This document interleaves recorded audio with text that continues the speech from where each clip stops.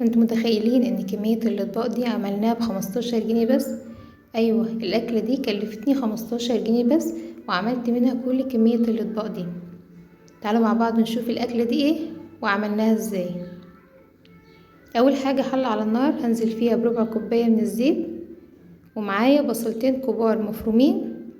هنزل بنص كمية البصل، والنص التاني ده هقولكوا هنعمل بيه ايه. هبتدي اقلب كده البصلة. انا عايزة البصلة تدبل معايا، مش عايزاها تاخد لون. مجرد ما تدبل معايا بالشكل ده كده، هكون مجهزة معايا معلقة كبيرة من الثوم، وهديها تقليبة مع البصل. مش عايزة برضو الثوم يتحمر، انا عايزاه بس يستوي ويدبل كده مع البصل.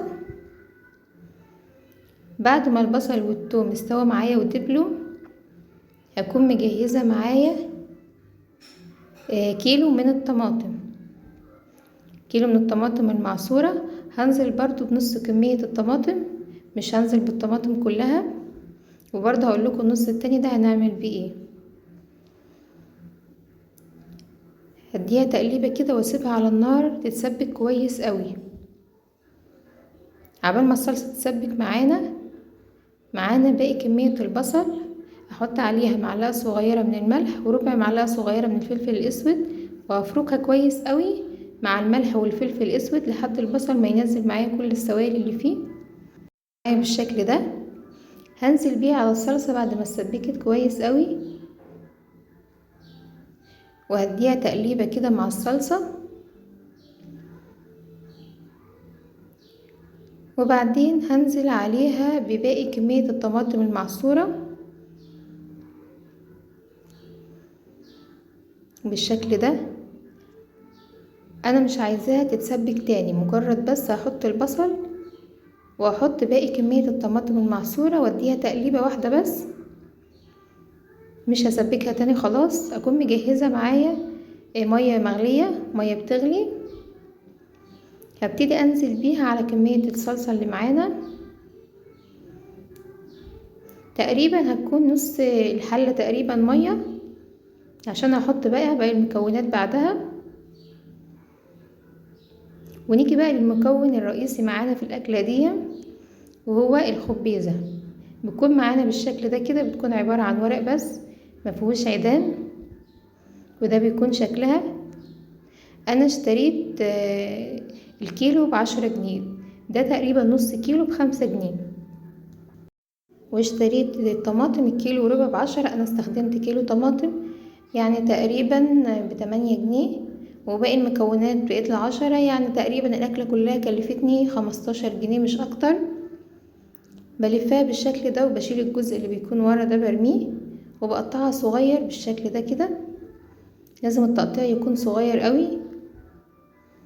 هقطع معايا كل كميه الخبيزه بالشكل ده كده. بعد ما قطعتها كلها صغير بالشكل ده، هبتدي اضيفها معايا على الصلصه اللي معانا في الحله،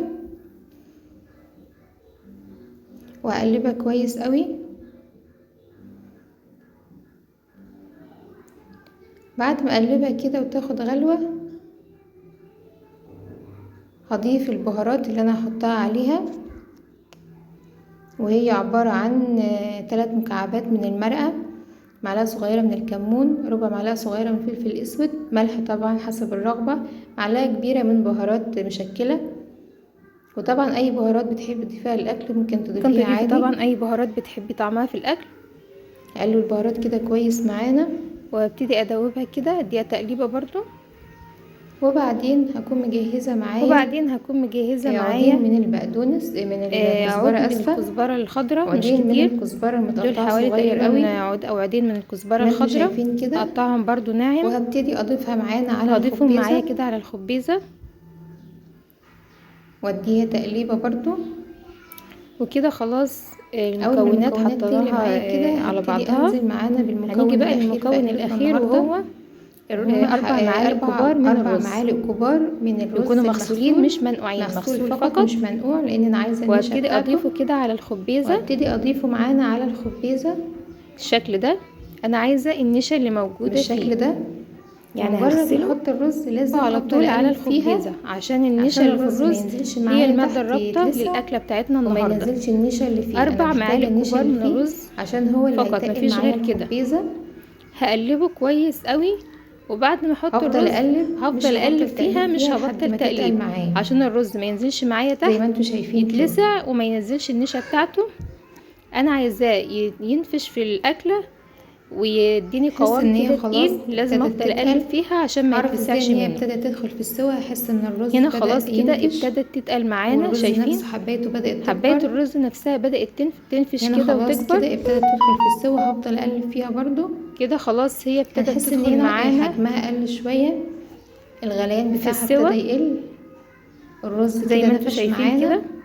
والحباية الرز هتأكد ان نفسها هي بدأت كبرت. تستوي ازاي. هحس ان الصلصة كده بدأت خلاص تتقل معانا ابتدت وحجمها تستوي قل معانا والرز نفش وتقلت معايا، يعني عملية الغليان زي ما انتوا نفسها بدأت شايفين كده. تتقل بالشكل ده كده. هفضل اقلب فيها لحد ما احس ان خلاص هي كده استوت تقلت معانا. معايا هطفي عليها وابتدي وحجمها اغرفها في قل الاطباق. والغليان بتاعها بدأ يقل. كده خلاص استوت معانا. لازم هبتدي تتغرف في اغرفها، الاطباق وهي سخنه، لازم لان تتغرف لو وهي اتسابت في سخنة، ما الحله نسيبهاش هتتقل في لما تبرد، الحله ومش لان هي هعرف لو بردت اغرفها. هتتقل في الحلة. انا عايزة اغرفها في اغرفها الاطباق كده كده وهي سخنه. وتبرد في الاطباق عشان تمسك نفسها كده في الاطباق. وهنا بعد ما غرفت الاطباق زي ما انتوا كلها شايفين كده. تعالوا نشوف شايفين عملنا كام عملت طبق معايا من كمية الاكلة دي. الاطباق دي كلها. 1 2 3 4 5 1 2 6. 3 4 والسرفيس 5 الكبير 6 ده 7 ممكن اطباق. يأكل 2 كمان، وطبق السرفيس ده يعني كمان حوالي ممكن 7 أو 8 ياكلوا أطباق الاتنين يأكلوا عيلة فردين. متوسطة تكفيهم أكل طول يعني هي اليوم. أكلة تكفي ممكن أفراد كمان تهادوا العيلة منها الجيران زي ما لو كنا العيلة بنعمل صغيرة، زمان. ولو العيلة كبيرة برضه أكلة مشبعة تكفيهم. جدا، القيمة ولو بتاعتها لا ممكن الغذائية عالية كمان جدا، نهادي بيها الجيران زي ما مش كنا بنعمل مكلفة. أكلة زمان. اقتصادية، ومش معنى ان هي لأن اقتصادية ان هي الكمية طعمها ما مش شاء حلو، الله طعمها حلوة. حلو ومش معنى جدا ان هي أكلة جدا. اقتصادية ان هي طعمها مش حلو، جربوها طعمها تحفة. واستنى جربوها تطبيقاتكم. وان شاء الله تعجبكم. تعالوا نشوفها بعد ما بعد ما بردت. بردت شايفين شكلها عامل ازاي. حلوة طعمها تحفة، فظيعة تحفة. شكلها جربوها رهيب. وان شاء الله لو تعجبكم. عجبكم الفيديو ما تنسوش ولو اللايك عجبكم الفيديو ما والشير تنسوش والاشتراك في اللايك قناتي على والشير اليوتيوب مطبخ والاشتراك في وصفة القناة شهرزاد. وتفعلوا الجرس. واستنى تعليقاتكم الجميلة. ومستنية تعليقاتكم والسلام الجميلة. عليكم. والسلام عليكم.